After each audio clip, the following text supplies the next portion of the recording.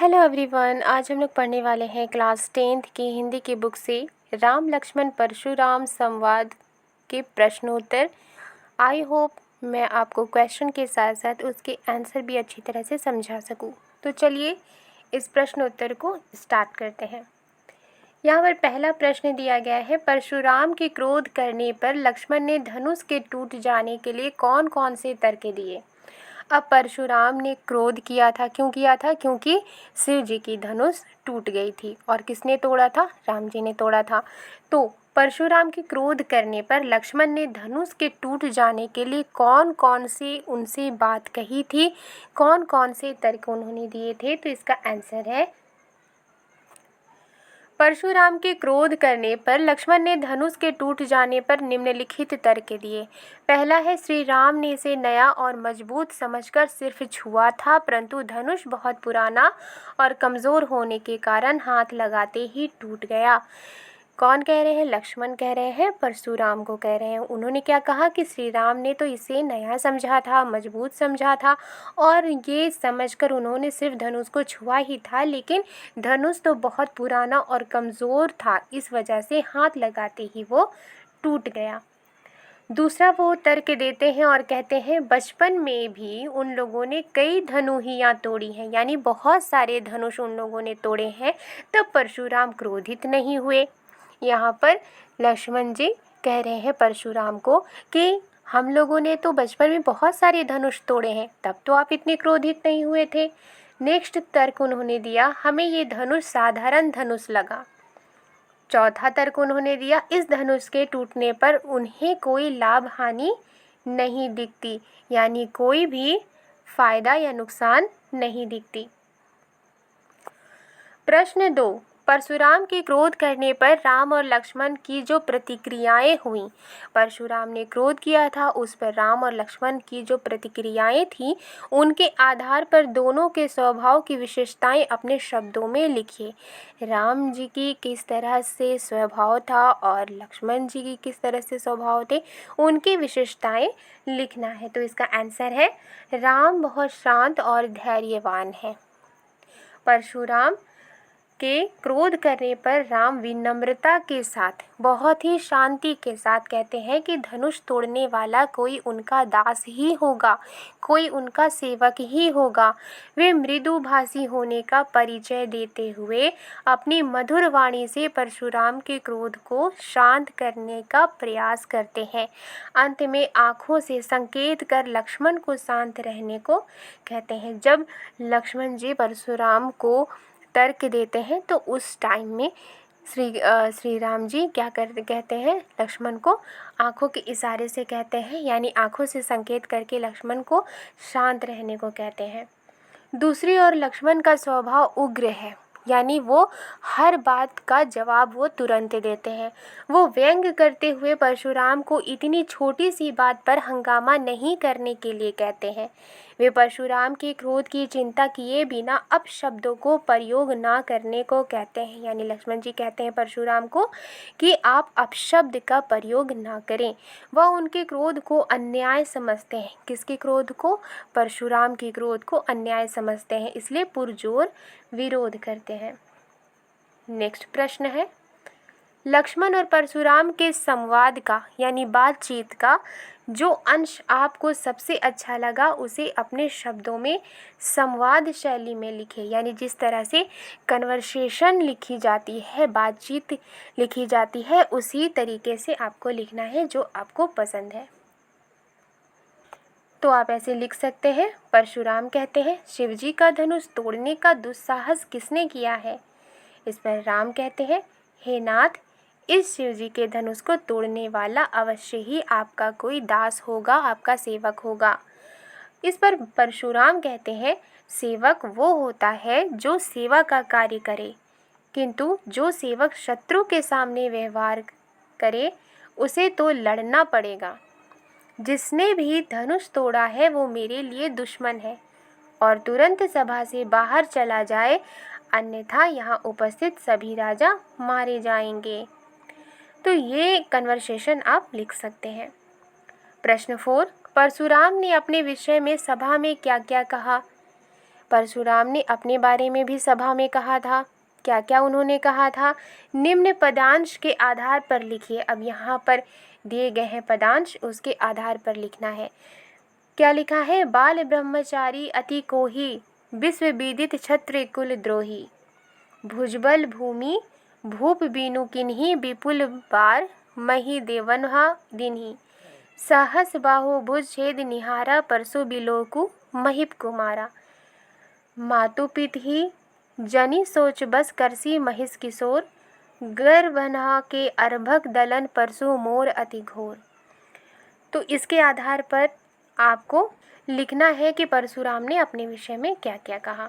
तो इसका उत्तर है, परशुराम ने अपने विषय में ये कहा कि वे बाल ब्रह्मचारी हैं, यानी कि उन्होंने शादी नहीं की है, और अति क्रोधी स्वभाव के हैं, यानी उन्हें बहुत ज़्यादा गुस्सा आता है।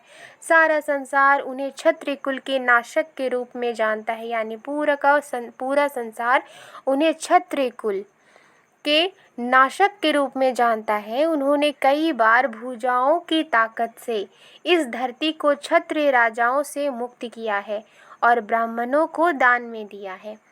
लक्ष्मण को अपना फरसा दिखाकर कहते हैं कि इस फरसे से उन्होंने सहस्त्र बाहु के बाहों को काट डाला था, इसलिए वो अपने माता पिता के चिंतित ना करें।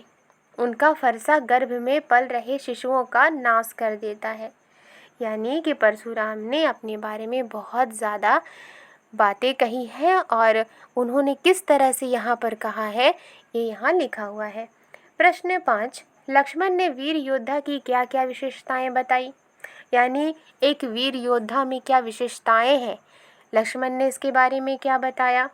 लक्ष्मण ने वीर योद्धा की निम्नलिखित विशेषताएं बताई हैं। पहला है, वीर योद्धा स्वयं अपनी वीरता का बखान नहीं करते। जो वीर होते हैं वो स्वयं खुद की वीरता की बखान नहीं करते, अपितु दूसरे लोग उसकी वीरता का बखान करते हैं। तो यहाँ पर लक्ष्मण जी क्या कहते हैं कि जो वीर होते हैं, वीर योद्धा खुद के वीरता का बखान नहीं करते, बल्कि दूसरे लोग उसकी वीरता का बखान करते हैं, यानी तारीफ करते हैं।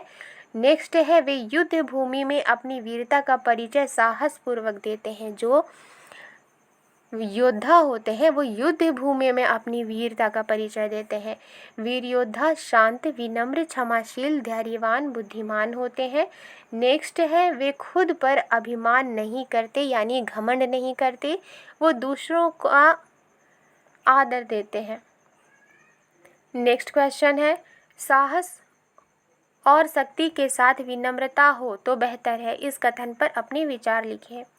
तो इसका आंसर है, साहस और शक्ति द्वारा हम अनेक काम पूरा कर सकते हैं। हालांकि इसमें अगर विनम्रता भी जुड़ जाए तो बेहद कारगर साबित होता है। विनम्रता हमें संयमित बनाती है, जिससे व्यक्ति को आंतरिक खुशी मिलती है, यानी अंदरूनी खुशी मिलती है। विनम्रता के भाव से विपक्षी भी, यानी जो ओपोजिट जो होते हैं, पर्सन होते हैं, उस व्यक्ति का आदर करते हैं। यह व्यक्ति कार्य को और सुगम बनाती है।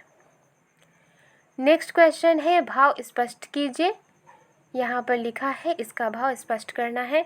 तो इसका आंसर है, इन पंक्तियों में लक्ष्मण अभिमान में चूर परशुराम के स्वभाव पर व्यंग किया है। यानी जिस तरह से परशुराम घमंड में चूर थे, उसी पर लक्ष्मण ने परशुराम के स्वभाव पर व्यंग्य किया है।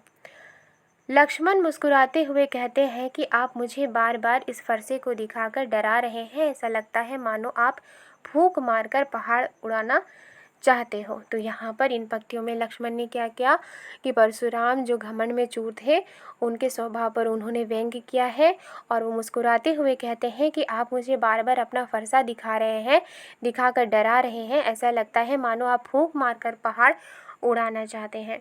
नेक्स्ट यहाँ पर दिया गया है, इसका भी भाव स्पष्ट करना है। तो इसका आंसर है, इन पंक्तियों में लक्ष्मण ने परशुराम के अभिमान को चूर करने के लिए अपनी वीरता को बताया है। वे कहते हैं कि हम कुम्हड़े के कच्चे फल नहीं हैं जो तर्जनी के दिखाने से मुरझा जाता है, यानी वे कमज़ोर नहीं हैं जो धमकी से भयभीत हो जाएं। वह यह बात उनके फरसे को देखकर बोल रहे हैं, उन्हें स्वयं पर विश्वास है। नेक्स्ट जो है वो है गाधिसु नु के हृदय हसी मुनि हरियर सूझ, आय मैं खांड ना उख मैं अजहू ना बूझ अबूझ। तो इसका भाव है, इन पंक्तियों में विश्वामित्र मन ही मन मुस्कुराते हुए सोच रहे हैं कि परशुराम ने सामान्य क्षत्रियों को युद्ध में हराया है, यानी सामान्य जो नॉर्मल क्षत्रिय होते हैं उनको युद्ध में हराया है। तो इन्हें हरा ही हरा नज़र आ रहा है, यानी इन्होंने तो जो नॉर्मल क्षत्रिय हैं उनको युद्ध में हराया है और इसलिए इन्हें हरा ही हरा नज़र आ रहा है, अपनी ही जीत नज़र आ रही है। राम लक्ष्मण कोई साधारण क्षत्रिय नहीं है। परशुराम इन्हें गन्ने की बनी तलवार के समान कमज़ोर समझ रहे हैं, पर असल में ये लोहे की बनी तलवार है। परशुराम के अहंकार और क्रोध ने उनकी बुद्धि को अपने वश में ले लिया है। प्रश्न 8, पाठ के आधार पर तुलसी के भाषा सौंदर्य पर 10 पंक्तियाँ लिखिए। तो इसका आंसर है, ये काव्यांश तुलसीदास द्वारा लिखित रामचरितमानस के बालकांड से ली गई, जो अवधी भाषा में लिखी गई है। इसमें तत्सम शब्दों का प्रयोग भरपूर मात्रा में किया गया है। नेक्स्ट है, इसमें दोहा, छंद, चौपाई का अच्छा प्रयोग किया है। नेक्स्ट है, भाषा में एक लयबद्धता है, यानी एक लय के रूप में, एक जैसे एक गाने के रूप में ये गाया जा सकता है, इसमें एक लय है। प्रचलित मुहावरे और लोकोक्तियाँ ने काव्य को सजीव बनाया है। वीर और रौद्र रस का प्रयोग मुख्य रूप से किया गया। कहीं कहीं शांत रस का भी उपयोग हुआ है। अनुप्रास, उपमा, रूपक, उत्प्रेक्षा व पुनरुक्ति अलंकार का सुयोजित ढंग से प्रयोग हुआ है। नेक्स्ट है, व्यंग्यों का प्रयोग अनूठा है। प्रसंगानुकूल भाषा का प्रयोग किया गया है। प्रश्न 9, इस पूरे प्रसंग में व्यंग्य का अनूठा सौंदर्य है, उदाहरण के साथ स्पष्ट कीजिए। तो इसका आंसर है, तुलसीदास द्वारा रचित परशुराम लक्ष्मण संवाद मूल रूप से व्यंग्य काव्य है। उदाहरण के लिए यहाँ पर हम लिखेंगे, बहु धनु ही तोरी लरिकाई, कभू न असी रिस्किन ही गोसाई। लक्ष्मण परशुराम से कहते हैं कि हमने बचपन में भी इस जैसी कई धनुहियाँ, कई धनुष तोड़ी हैं, परंतु तब आप हम पर इतने क्रोधित नहीं हुए। दूसरा है, मातु पितहि जनि सोच बस करसी महिष कुशोर, गर्भनहा के अर्भक दलन परशु मोर अति घोर। परशुराम जी क्रोधित होकर लक्ष्मण से कहते हैं कि अरे राजा के बालक, तू अपने माता पिता के बारे में सोच। ये जो मेरा फरसा बहुत भयानक है, ये गर्भ में पल रहे बच्चों का भी नाश कर देता है। नेक्स्ट है, अपने मुँह तुम्हा आपनी करनी, बार अनेक भांति बहु बरनी। परशुराम द्वारा की जा रही खुद की बड़ाई को लक्ष्मण ने अपने मुँह मियाँ मिट्टू बनाना कहते हैं। नेक्स्ट है, मिले न कभू सुभट रन गाढ़े, द्विज देवता धरही के बाढ़े। लक्ष्मण कहते हैं कि आपका सामना कभी योद्धाओं से नहीं हुआ है, इसलिए आप घर के शेर हैं। प्रश्न 10, निम्नलिखित पंक्तियों में प्रयुक्त अलंकार पहचान कर लिखिए। बालकु बोली बधो नहीं तो ही अनुप्रास अलंकार। बालकु बोली बधों में बा वर्ण की एक से अधिक बार आवृत्ति हुई है। तो जहाँ एक से अधिक बार अगर आवृत्ति हो तो वहाँ अनुप्रास अलंकार होता है। कोटि कुलिस सम बचनु तुम्हारा। तो इसका उत्तर है उपमा अलंकार। कोटि कुलिस सम बचनु में उपमा अलंकार है, चूँकि परशुराम जी के वचनों की तुलना वज्र से की गई है और वाचक शब्द सम का प्रयोग किया गया है। नेक्स्ट है, तुम्हा तव कालू हाँक जनु लावा, बार बार मोही लागी बुलावा। इसका उत्तर है उत्प्रेक्षा अलंकार। काल हाँक जनु लावा में उत्प्रेक्षा अलंकार है, यहाँ जनु वाचक शब्द है। पुनरुक्ति प्रकाश अलंकार, बार बार में पुनरुक्ति प्रकाश अलंकार है, क्योंकि बार शब्द की 2 बार आवृत्ति हुई है, यानी 2 बार आया है, पर अर्थ भिन्नता नहीं है, यानी उसका मीनिंग अलग अलग नहीं है। नेक्स्ट है, लखन उतर आहुति सरिस भृगु बरकोपु कृसानु, बढ़त देखी जल सम बचन बोले रघुकुल भानु। तो इसका आंसर है उपमा अलंकार। लक्ष्मण के उत्तर आहुति के समान और वाचक शब्द सरिस के कारण आहुति सरिस भृगु बरकोपु कृसाणु में उपमा अलंकार है। नेक्स्ट है जल सम वचन में भी उपमा अलंकार है क्योंकि भगवान राम के मधुर वचन जल के समान कार्य कर रहे हैं और वाचक शब्द सम का प्रयोग हुआ है। नेक्स्ट है रूपक अलंकार। रघुकुल भानु में रूपक अलंकार है चूंकि श्री राम के गुणों की समानता सूर्य से की गई है।